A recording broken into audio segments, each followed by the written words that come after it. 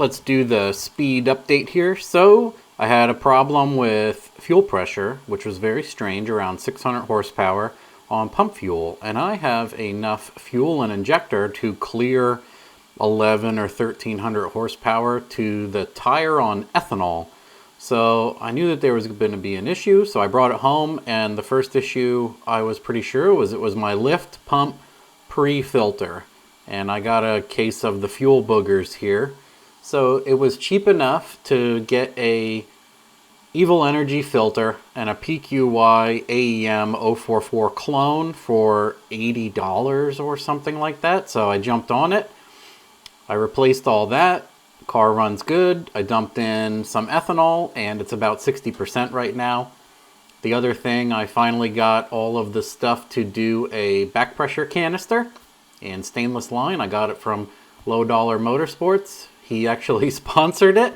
I was like, hey, I lost mine. You know, who sold it on Sloppy?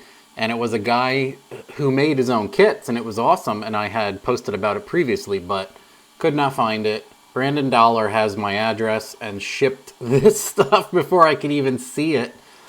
And so that's in, everything's working, all the sensors are there, we're on ethanol, I have my fuel stuff fixed, so the next time we go, we can lean on this thing a little bit and really have some fun. The other cool thing is just looking at the engine bay, I'm really happy on how, you know, it's partially old car and partially extremely nice things that Tom built. So I think that's really cool. I just wanted to show it off.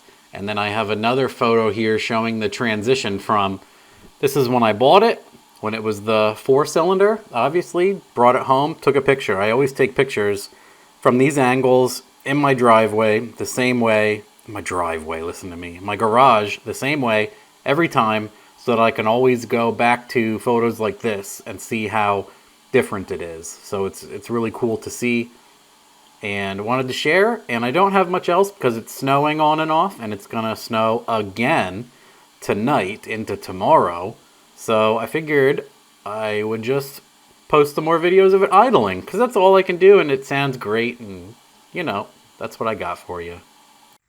Well, I know this is in my garage, but this will be it's very cold in here. This will be plenty enough of a cold start. Wow. Oh, keep it together.